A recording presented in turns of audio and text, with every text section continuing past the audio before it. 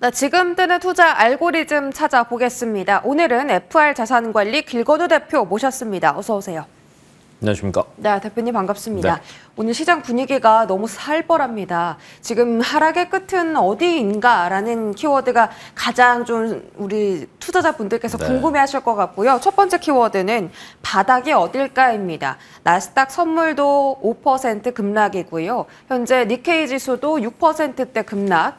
대만가권 항생지수가 지금 마이너스 9%대입니다. 이걸 보면 나름 우리 시장은 조금 선방하고 있다라고 봐야 되는 건지 그것도 참 웃기죠. 이게 관세 리스크가 지수에 좀 반영됐다라고 투자자들이 생각을 했는데 계속 이렇게 급락을 하다 보니까 어디까지 좀 떨어질까가 지금 중요해 보이거든요. 이 하락에 대한 풍파 언제까지 나타날 거라고 보십니까? 뭐 당분간은 이제 영향이 있을 수밖에 없다라는 거는 이제 대부분 알고 계실 거고요. 그래 이제 그나마 조금 다행이라고 생각하는 거는 뭐 앵커님 방금 얘기하신 것처럼 어제 이제 금요일 날 미국 증시 거의 9% 빠졌습니다. 방금 전에 대만 9% 빠졌습니다. 네. 그러니까 만약에 이제 완전 커플링 됐다라고 하면 우리나라 같은 경우에는 금요일 날 살짝 반등을 했어요. 파면 관련 이슈 나오고 나서 사실은 10% 이상 빠져야 되거든요. 근데 그럼에도 불구하고 조금 선방을 하고 있다라고 생각을 하시면 되는데 이제 세부적으로 이제 그 종목들의 주가 차트를 보시면은 우리나라는 조금 선반영 많이 됐다라고 봐요. 네, 왜냐면 이제 여러 가지 이슈들이 많았죠. 관세뿐만 아니라 자체적인 공매도 이슈도 있었죠.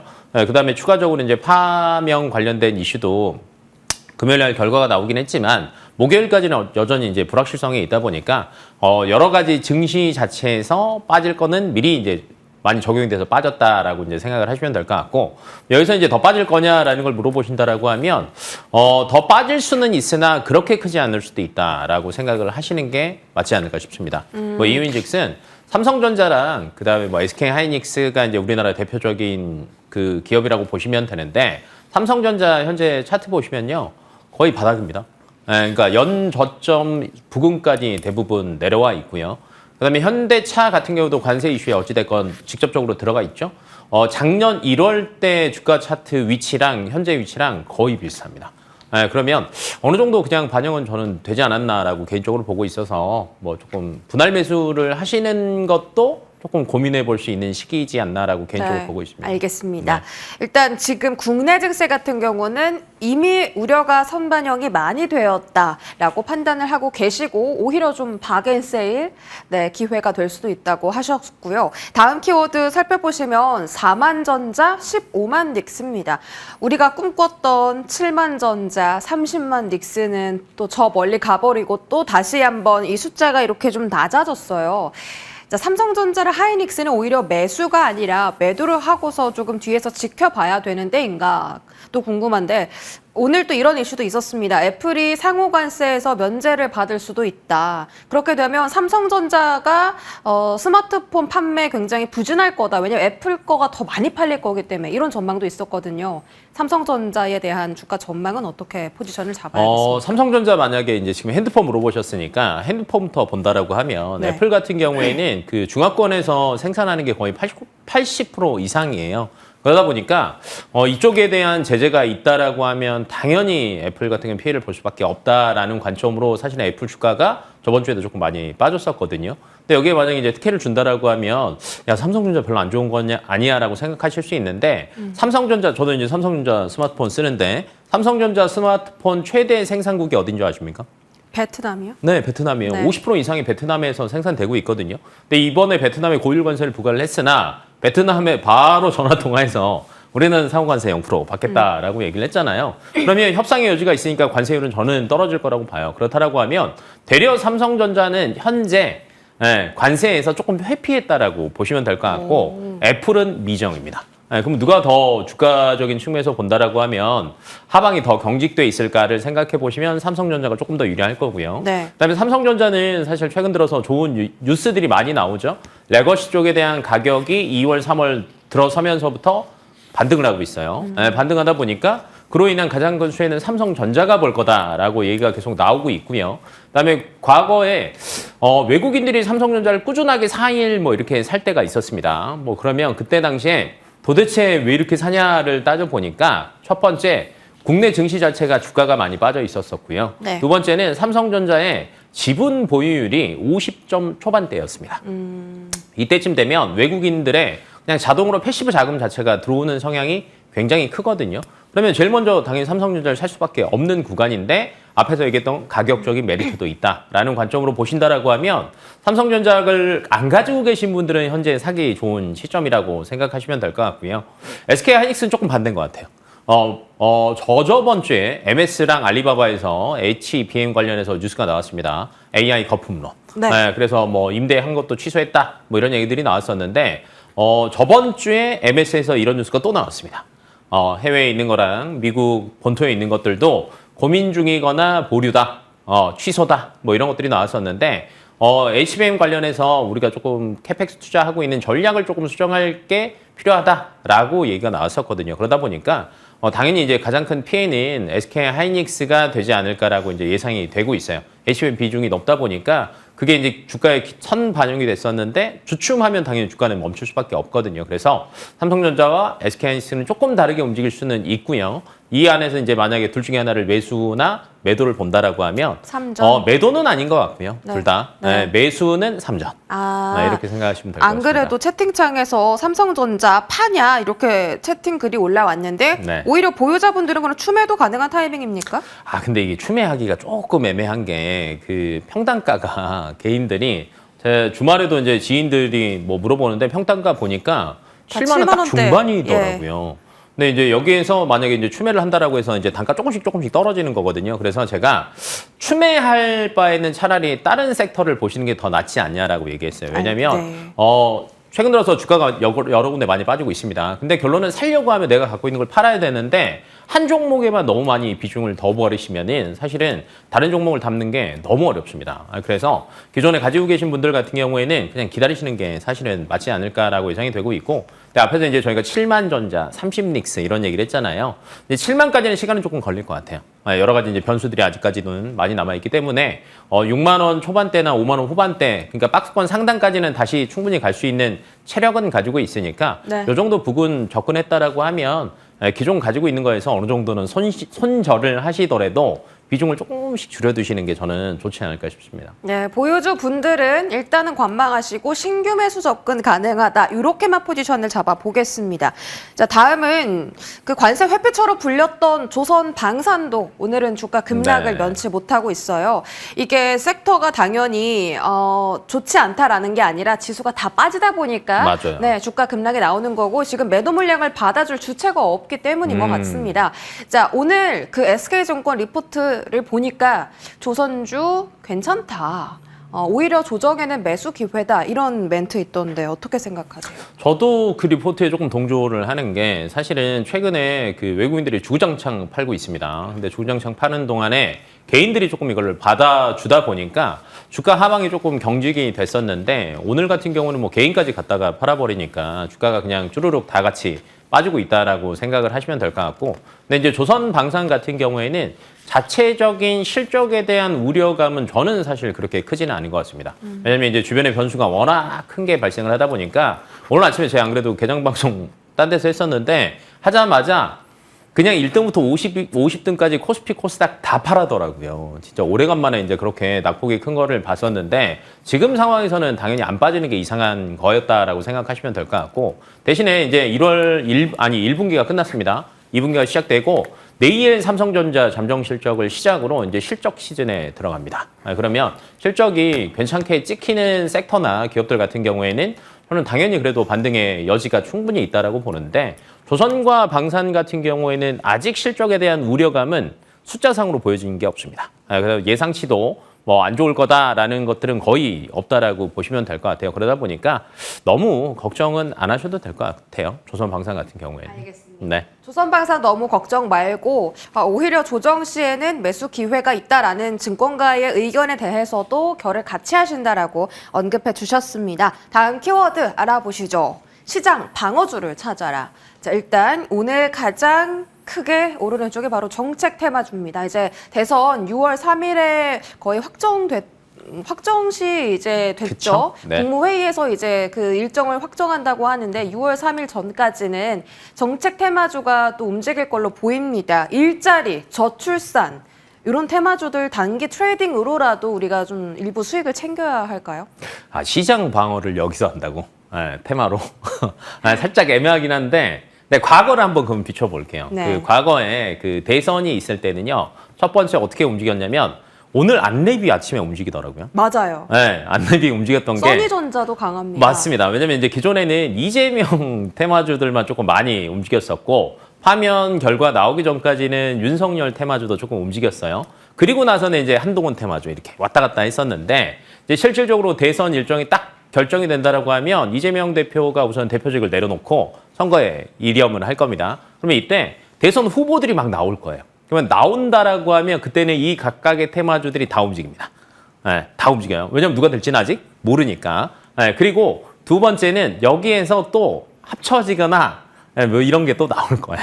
단일화라든지. 네, 그러면 그 주들이 또 탄력을 받습니다. 그러면 이제 중간에 빠지거나 지지율 떨어지는 테마주들 같은 경우는 사라지겠죠? 그 다음에 나오는 게 이제 2파전 구도로 대부분 마지막에 가잖아요. 한 달 정도 남으면.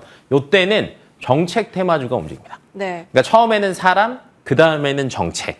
그리고 대선하기 전에 보면은 재료 소멸에 대한 우려감 때문에 차익 시장. 네. 요 세 가지 패턴은 거의 동일하게 나오거든요. 네. 그래서 뭐 무조건 야 누가 될 거야라고 하시는 것보다는 그 안에서도 오르락 내리락이 굉장히 빠르게 움직이고 방금 얘기했던 세 가지로 순환이 되니까 그거 조금 기억해 두시고 단기적으로 대응하시면 좋을 것 같긴 한데 시장의 방어를 여기서 한다라는 거는 너무 리스키하다. 너무 왜냐면 이제 그렇게 따지면은 그 본인이 갖고 있는 투자에서 비중을 굉장히 높게 잡으실 거예요. 왜냐면 기존 게 많이 물렸으니까. 근데 그러지는 조금 마셨으면 좋겠고 만약에 이제 포트에서 비중을 정한다라고 하면 저는 개인적으로 15%를 안 넘었으면 좋겠습니다. 네, 저희는 이제 포인트가 이제 인물 테마 종목은 너무 등락폭이 심하다 보니까 어떤 정당이 당선되더라도 네. 저출산하고 일자리에 대한 정책은 늘 나오잖아요. 네. 그쪽 이제 테마주들이 지금 수혜를 얻고 있어서 좀 그런 관점에서 여쭤본 거였습니다. 저는 조금 네. 빠를 것 같아요. 조금 빠르다? 조금은 빠르다. 왜냐면 이제 이미 이재명 테마주 얘네들이 조금 올라서 네. 사실은 이제 그 정책 테마주로 살짝 수급이 가긴 했는데 오늘 안내부로 간 거랑 거의 비슷하다고 생각하시면 될 것 같아요. 근데 결론은 대선 후보가 결정이 되면 그 후보들에 대한 정치 테마주들은 또 뜹니다. 그래서 조금 미리 선제적으로 정책 테마주로 가시는 것보다는 아직은 인물 테마로 네. 가시는 게 낫지 않을까 싶습니다. 이르다라고 네. 판단해 주셨고요. 저희 엔터 같은 이제 관세 회피 종목들 있잖아요. 네. 오늘 또 JYP 엔터 같은 경우 증권가 매수 리포트가 뜨기도 했습니다. 이쪽에 대한 대응 전략 오히려 여기가 좀 포트 방어 섹터로서 매력이 있습니까? 시장 방어의 역할은 충분하다고 봅니다. 왜냐하면 이제 과거에 미국과 중국이 계속 이제 싸우다 보면은 그때 중국이 우리나라한테 친한 척을 잘합니다. 야 일로 와봐라. 뭐 지금도. 이런 걸 조금 굉장히 많이 하거든요. 네. 그러면 이때 제스처를 취할 수 있는 게 지금 반도체는 굉장히 민감해요. 저번에 이제 반도체 관련해서 얘기가 한국과 일본 우리 뭐 잘 해보려고 하고 있어라고 얘기 나오자마자 한국과 일본 손절했거든요. 네. 그러니까 이렇게 민감한 부분에 대해서는 중국이 손을 내밀더라도 한국과 일본이 잡을 수는 없습니다. 그런데 이때 공통적으로 많이 나왔던 게 문화예요. 뭐 엔터, 미디어, 뭐 이런 것들, 그다음에 뭐 게임, 뭐 이런 것들이 굉장히 많이 나왔었거든요. 그리고 아직 이제 재료가 조금 살아있는 게 네. 3월 달에 원래 문화사절단이 오기로 했거든요. 근데 이제 중국 내에서도 사실 여러 가지 뭐 눈치를 봐야 되고 계산도 많이 해야 되잖아요. 그러다 보니까 3월 달에 안 왔어요. 아직 이제 4월 중에 올 거다라는 얘기들이 나오고 있습니다. 원래 근데 그때도 3월과 4월의 스케줄을 뭐 이렇게 조율 중이다라고 얘기가 나왔었거든요. 그러면 요 재료가 아직 살아있다라는 거죠. 그러면 충분히 더 탄력을 받을 수 있는 구간이어서 엔터와 뭐 미디어, 그다음에 컨텐츠 그리고 게임, 그다음에 이제 더 넓게 본다라고 하면 소비까지. 화장품도 조금 수혜를 충분히 볼 수 있다라고 생각하시면 될 것 같아요. 네, 저는 또 개인적으로 궁금한 게 이제 국내 증시의 가장 큰 모멘텀이 이제는 재정 정책이라고 하거든요. 추경이요. 네. 이 추경 때문에 국내 내수주들이 좀 집중받을 수 있다 하는데 차라리 내수 쪽으로 회피를 하는 건 어때요? 오늘 또 움직인 섹터는 다 물어보네요. 오늘 이마트, 현대백화점 이런 애들이 사실 조금 움직였어요. 네. 왜냐면 지금 이제 수출 관련된 애들은 다 변수가 있잖아요. 그러니까 내수, 야 밖에 말고 그냥 우리끼리 먹고 그렇죠. 하는 거는 괜찮지 않을까라고 생각할 수 있는데 저는 굉장히 단기적으로 봐요. 단기. 왜 그러냐면 결론은 우리나라는 수출이 주도하는 나라예요. 수출 기업에 근무하시는 분이 내수 기업에 근무하시는 분보다 훨씬 많을 거예요. 그러면 경기가 안 좋아지고 수출이 타격을 받아서 GDP가 줄어든다라고 하면 결론은 내수 시장에서 쓸 수 있는 돈도 그만큼 줄어들 겁니다. 그래서 단기적으로는 회피처는 되겠지만 중장기적으로 볼 때는 이쪽이 꾸준하게 상승하기는 사실은 쉽지는 않을 겁니다. 왜냐하면 이제 경기가 어렵다라는 얘기는 다 얘기는 많이 들으셨을 거예요. 이번에 관세 때문에 그 JP모건에서도 이제 보고서 나온 것 중에 하나가 글로벌 경기 침체가 기존대로 했으면 확률이 40%였답니다. 근데 이번에 이제 관세 전쟁이 시작됨으로써 거의 한 60, 70%까지 올라갈 수도 있다라는 얘기가 나오고 있다 보니까 내수만 위주로 하는 기업들 같은 경우에는 지금 잠깐 회피는 되겠지만 좀 길게는 조금 힘을 낼 수 있는 여력 자체가 저는 부족하지 않나라고 개인적으로 보고 있어서 네. 그래도 이제 수출 비중이 높은 기업들 중에서 조금 관세를 회피하거나 아니면 관세랑 상관이 없거나 뭐 이런 기업들 위주로 조금 대응하신다라고 하면 훨씬 더 탄력성은 좋을 것 같습니다. 네, 알겠습니다. 자, 일단 지금 내수주는 단기적으로 보신다고 하셨고 여태까지 답변 중에 가장 긍정적인 섹터가 조선방산, 엔터, 화장품 정도였습니다. 전력설비도 오늘 리포트 나왔어요. 다 매수 가능한 걸로 효성중공업, LS일렉트릭 이런 종목들이요. 전력설비는 이제 반덤핑 관세도 리스크가 해소됐잖아요. 네. 이쪽은 어떻게 보세요? 너무 좋죠. 근데 너무 많이 빠져가지고 제 주변에도 제일 많이 물어보는 게 이거 어떻게 된 겁니까? 뭐 HD, 현대, 효성중공업, LS일렉 다 지금 때려박고 있는데 네. 이거 왜 그런 거예요? 라고 물어보시는데 실적에는 사실은 문제는 없습니다. 근데 이제 향후 성장성에 대해서 앞에서 데이터 센터 관련된 거 MS 이슈 잠깐 말씀드렸었는데 이쪽에 대한 기대감도 사실은 전력 관련주에 충분히 반영이 됐거든요. 그러다 보니까 야 그러면 조금 줄어드는 거 아니야? 그러면 얘네들의 매출도 줄어들 수 있지라는 게 우려감이 주가에 조금 반영됐다라고 생각하시면 될 것 같은데 저는 이건 조금 시간만 지나면 해소가 충분할 것 같다라고 네. 봐요. 왜냐하면 이제 미국의 빅테크 기업들도 하반기 넘어가면서 내년 캐펙스 투자에 대해서 또 얘기를 하기 시작할 거고 하반기 때 저는 또 개인적으로 기대하고 있는 것 중에 하나가 트럼프가 가만히 있겠냐라고 저는 생각을 해요. 그러면 관세. 관세도 마무리가 되겠지만 정책적으로 어찌됐건 그 장기채 지금 최근에 금리 많이 떨어졌거든요. 네. 그다음에 채권도 어찌됐건 지금 여러 가지 지금 계속 올리려고 얘기를 하고 있어요. 그러다 보면은 하반기 때는 미국에서 정책적으로 여러 가지 투자 이슈가 또 나올 겁니다.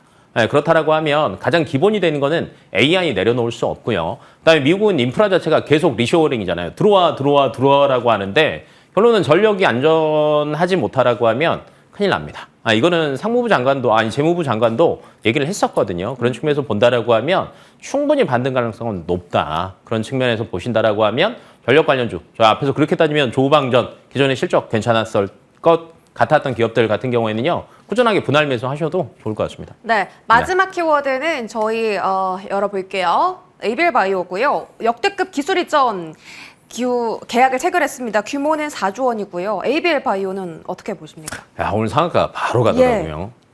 지금 이슈에서 살아있고 좋은 뉴스는 얘밖에 없는 것 같아요. 좋은 뉴스를 또 영향을 받아서 주가 네. 반영도 됐습니다. 맞아요. 그렇다라고 하면 저는 충분히 이번 주 내에는 ABL 바이오만 주도가 될 수도 있어요. 그런 측면에서 보신다라고 하면 충분히 상승 여력은 더 있다라고 네. 생각하시면 될 것 같고 기술 이전 이슈 자체가 계약금 규모나 여러 가지 로열티 계약 조건이나 등등 따져본다라고 하면요. 나쁘지 않습니다.